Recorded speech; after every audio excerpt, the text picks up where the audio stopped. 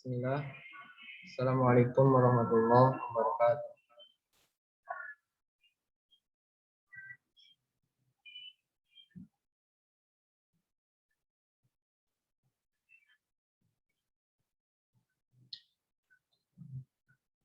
Bismillah. Assalamualaikum warahmatullahi wabarakatuh. Innal hamdalillah wassalatu wassalamu ala Rasulillah. Alhamdulillah. Untuk video ini kenapa saya buat video karena menjalankan kewajiban saya yang semalam harusnya saya kasih materi tapi kebablasan ketiduran, minta maaf teman-teman. Jadi solusinya saya coba buat video ya. Ini materinya insya Allah harusnya semalam itu bahas materi mukadimah tahsin dan talaki surat An-Nas sampai Al-Haq. Oke, untuk materinya kita mulai ya. Bismillah. Awali dengan membaca basmalah. Bismillahirrahmanirrahim. Mukadimah tajwid Al-Quran. Oh iya, ini diambil dari buku Tahsin Usmani. Mungkin teman-teman yang pernah belajar pakai buku ini. Ya, bismillah, langsung ke mukadimahnya. Mukadimah tajwid Al-Quran. Secara bahasa itu artinya tahsin atau memperbaiki. Kemudian secara istilah adalah membaca Al-Quran sesuai dengan bacaan Rasulullah SAW dengan cara mengeluarkan huruf dari makhrajnya, memenuhi sifatnya dan memperhatikan hukum bacaannya. Saya ulang, secara istilah adalah membaca Al-Quran dengan benar sebagaimana bacaan Rasulullah SAW dan para sahabat radhiyallahu anhum dengan cara mengeluarkan huruf dari makhrajnya, memenuhi sifatnya dan memperhatikan hukum bacaannya. Kemudian hukumnya secara praktek atau kita membaca Al-Quran dengan tajwid itu fardu ain. Untuk teorinya fardu kifayah. Artinya ketika kita membaca Al-Quran, kita sendiri membaca itu wajib menggunakan tajwid.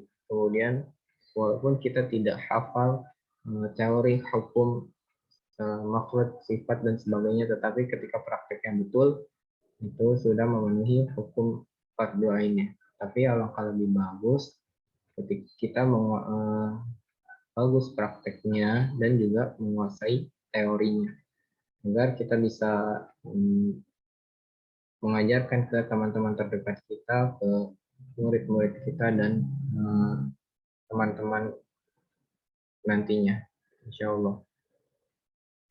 Kemudian keutamaannya adalah sama seperti karena ilmu tajwid ini merupakan salah satu ilmu Al-Quran, maka keutamaannya mirip-mirip dengan keutamaan membaca Al-Quran. Pertama, memberi syafaat pada hari kiamat, kemudian merupakan amal terbaik, mendapat derajat yang tinggi, mendapat sakinah dan rahmat, mendapat sebaik-baik anugerah Allah, dan masih banyak lagi. Tujuan mempelajari tahsin, menjaga lidah agar tidak salah ketika membaca Al-Quran. Kita masuk ke dalilnya. Surat Al-Muzammil ayat 4.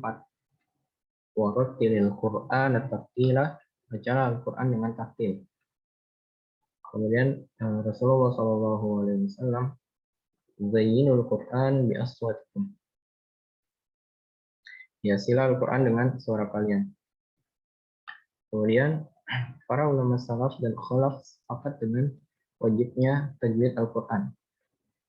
Kata Imam Ibnu Jazari dalam Muqaddimah Matan Jazariyah, Matan Tajwid, dia mengatakan wal akhlu bit tajwidi haqqun lazim man lam yusahhihil Qur'ana asim li'annahu bihil ilahu anzala wa hakadha minhu ilaina wassalam. Membaca Al-Quran dengan tajwid itu hukumnya wajib. Siapa yang tidak membetulkan bacaan Al-Qurannya berdosa. Karena Allah menurunkannya dengan tajwid dan demikianlah Al-Quran darinya sampai kepada kita. Kemudian ini hadis-hadis keutamaan membaca Al-Quran. Iqra'ul Quran fa innahu yaumal qiyamati syafi'an li ashabi. Bacalah Al-Quran sesungguhnya Ia pada hari kiamat akan datang menolong pembacanya. Khairukum man ta'allama al-Qur'ana wa 'allama. Baik-baik kalian adalah orang yang belajar Al-Qur'an dan mengajarkannya. Hadis berikutnya, alladzi yaqra'ul Qur'an wa huwa mahirun fihi ma'as safaratil kiramil bararah. Orang yang membaca Al-Qur'an dengan mahir akan bersama malaikat yang mulia lagi. Ya, ini hadis-hadis keutamaan belajar dan membaca Al-Quran. Teman-teman nanti bisa baca sendiri insya Allah. Ini hadis kelimanya, ini hadis keenamnya. Oke, cukup dari halaman 4 sampai halaman 6. Mungkin itu materi untuk mukadimah dan keutamaan belajar tahsin Al-Quran.